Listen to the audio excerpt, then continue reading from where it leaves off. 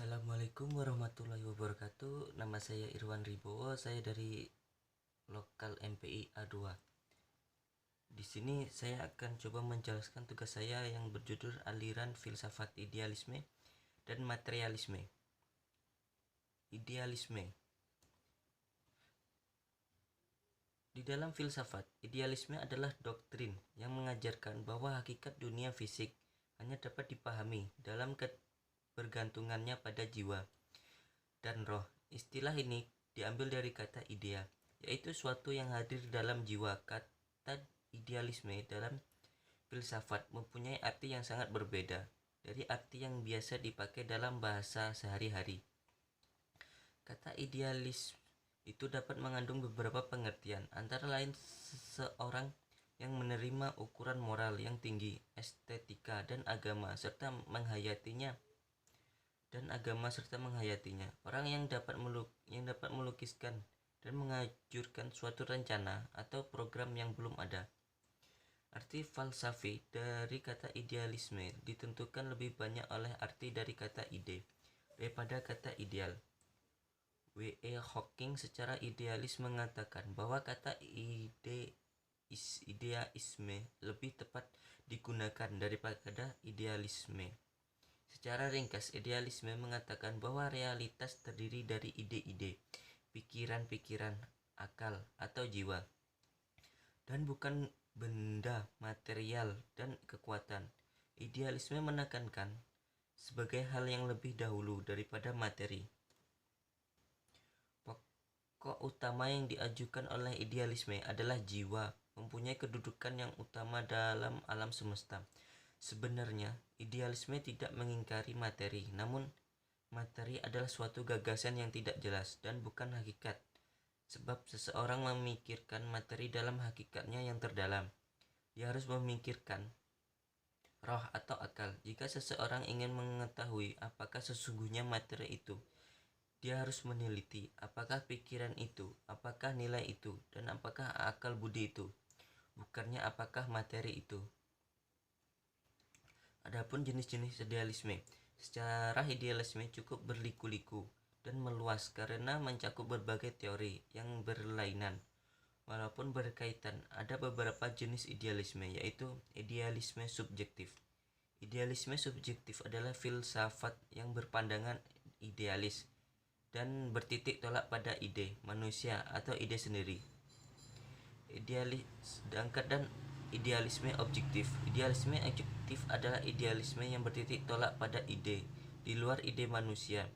Idealisme objektif ini dikatakan bahwa akal menemukan apa yang sudah terdapat dalam susunan alam. Dan idealisme personal atau personalisme. Idealisme personal yaitu nilai-nilai perjuangan untuk menyempurnakan dirinya. Personalisme muncul sebagai protes terhadap materialisme, mekanik, dan idealisme monistik. Tokoh-tokoh idealisme: G. Fichte. Johann Gottlieb Fichte adalah filsafat Jerman. Ia belajar teologi di Jena pada tahun 1780 sampai 1788. Filsafat menurut Fichte haruslah dideduksi atau prinsip.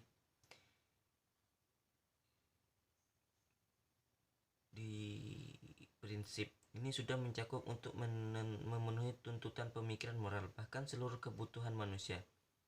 Prinsip yang dimaksud ada di dalam etika, bukan teori, melainkan prakteklah yang menjadi pusat yang di sekitarnya kehidupan diatur.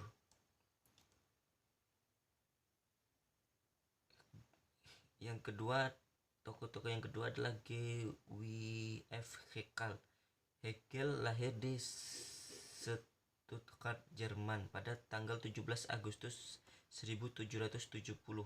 Ayahnya adalah seorang pegawai rendah bernama George Ludwig Hegel dan ibunya yang tidak terkenal itu bernama Maria Magdalena. Pada usia 7 tahun, ia memasuki sekolah Latin. Kemudian Gymnasium. Hegel muda ini tergolong anak Telmi alias telat mikir. Pada usia 18 tahun ia memasuki Universitas Tübingen. Setelah menyelesaikan kuliah, ia menjadi seorang tutor. Selain mengajar di Jena, pada usia 41 ia menikah dengan Marie von Tosker. Materialisme adalah asal dari hakikat dari segala sesuatu, di mana asal atau hakikat dari segala sesuatu ialah materi. Karena itu, materialisme mempersoalkan metafisika, namun metafisikanya adalah metafisika materialisme. Materialisme adalah merupakan istilah dalam filsafat ontologi yang menekankan keunggulan faktor-faktor material atau spiritual. Dalam metafisika, teori nilai fisiologi, anvistemologi, atau penjelasan historis, maksudnya suatu keyakinan bahwa di dunia ini tidak ada sesuatu selain materi yang sedang bergerak. Pada sisi ekstrim yang lain, materialisme adalah sebuah pernyataan yang menyatakan bahwa pikiran hanyalah materi yang sedang bergerak. Materi dan alam semesta sama sekali tidak memiliki karakteristik pikiran dan tidak ada entitas-entitas non-material. Realitas satu-satunya adalah materi. Setiap perubahan bersebab materi atau natura dan dunia fisik. Beberapa tokoh pemikir materialisme antara lain Karl Marx, Thomas Hobbes, Horkhey, dan Van der Waal. Macam-macam materialisme. Materialisme rasionalistik. Materialisme rasionalistik menyatakan bahwa seluruh realitas dapat dimengerti seluruhnya berdasarkan ukuran dan bilangan. Dan materialisme mitis atau biologis. Materialisme mitis atau biologis ini menyatakan bahwa peristiwa-peristiwa material terdapat misteri yang mengungguli manusia. Misteri itu tidak berkaitan dengan prinsip imaterial. 3. Materialisme parsial. Materialisme parsial ini menyatakan bahwa pada suatu yang material tidak dapat karakteristik khusus unsur imaterial atau formal. 4.